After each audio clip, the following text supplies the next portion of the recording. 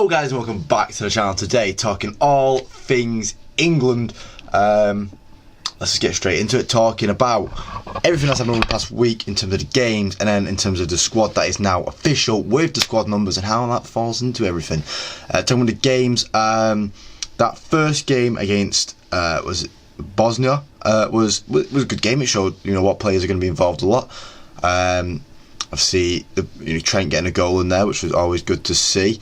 There's Palmer getting a goal from his penalty, which it's good to see players getting goals like this and getting involved in the games. But the Iceland one's one that I want to talk about more. The Iceland one's the one that's scarred my memory because it's more recent as well, and it happened a week before we started the Euros.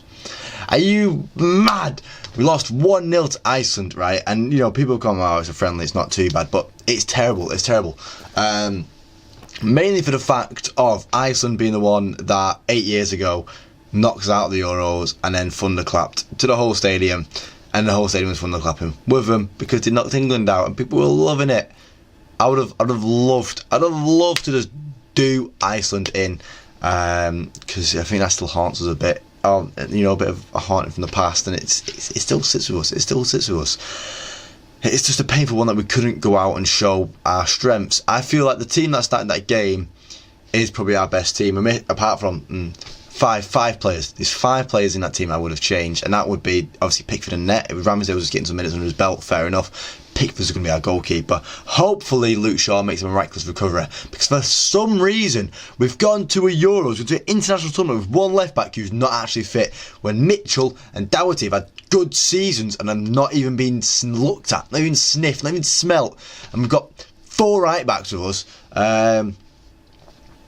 Just Gareth, bro, what are you doing? I try and back it, and then you just make a stupid decision like that. It hurts. Even bringing like Levi Colwill, a centre back who can play left back, would have been better. It would have been so much better.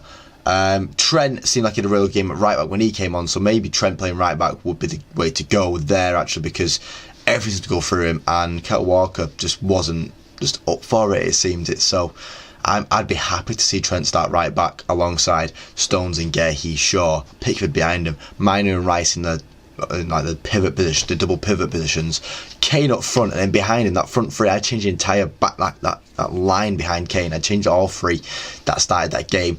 I would start Saka on the right over Palmer any day of the week. I would start Eze on the left over Gordon. I know I said Gordon in my video the other day, but I would happily start Eze on that left side. Eze looks so good. I've ordered my England shirt today, well, a couple days ago now, and I've got Eze on the back, so when it comes I'll be wearing that. This is my Rice shirt right now.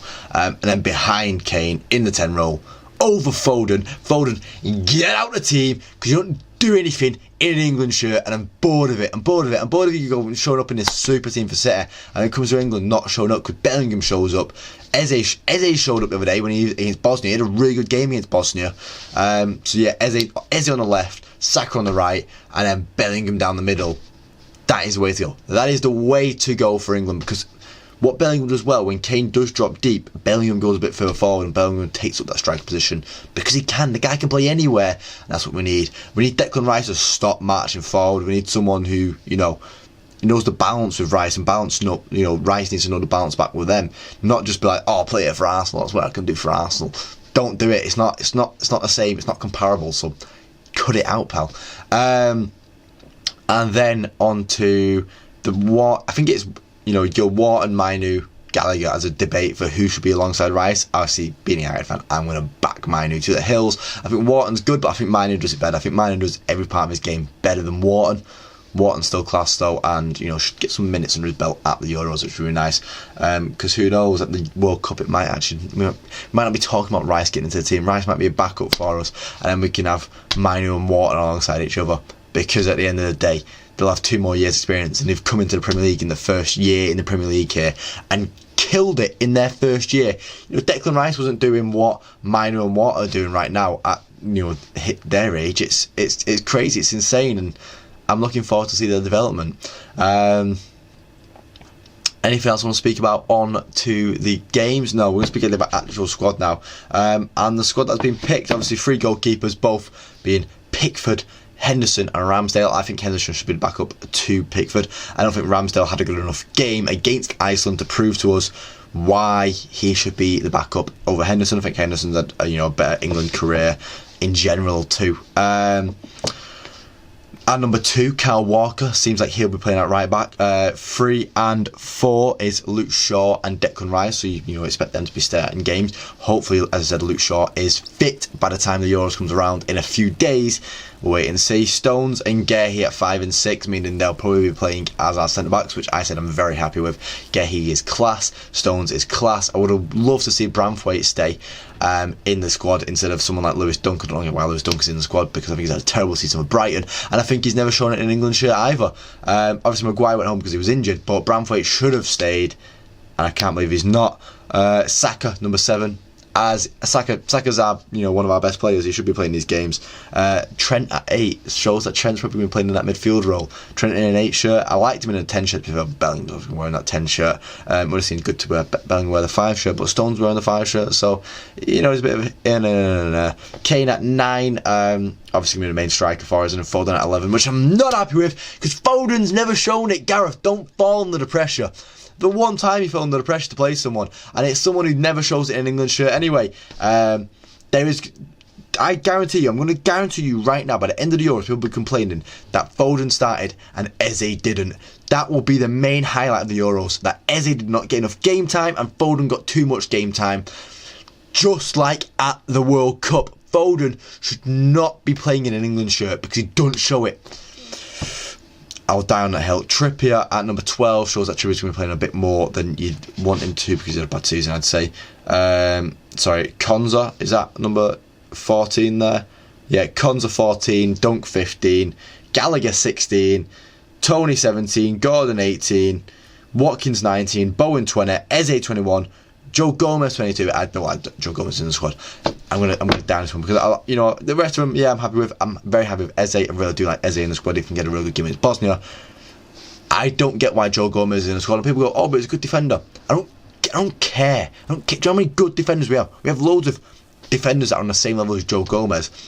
And guess what they can do? They can score a goal. Joe Gomez, in his long career now in football, never scored a goal. I want a player that, at some point, they might just pop a shot off, and it might just go in. Joe Gomez, he touched the ball. I don't expect fuck all to happen. I just don't know whether in the squad. I don't like players like that. I don't like players that don't provide anything for an attack. It's an attacking game. Palmer 24, Water 25 and Minor 26. I think that's just down to experience in the team. They've not had a lot of minutes in an England shirt, but they are at the squad because all 3 deserve to be in the squad. They've just not had a lot of minutes, and that's why they're the later numbers in the squad, which I'm fine with, and it kind of shows that what's really annoying there is that Gareth probably saw them and went, oh, they probably wouldn't be in the squad if we were going to be on 23, which all 3 should be in the squad over Tony, over Joe Gomez, and over Lewis Dunk. I'd happily have all, thank you, or even over Jared Bowen, because it's just one of them. I think Gordon might have a few good games in an England shirt over this Euros, but I'm less filled with excitement now. I'm still excited for the Euros, but it's kind of dimming a bit because of that Iceland game. I guess we'll just wait and see how that game happens on Sunday. Looking forward to it, guys, and I will see you on my next Euros video. Cheers, guys.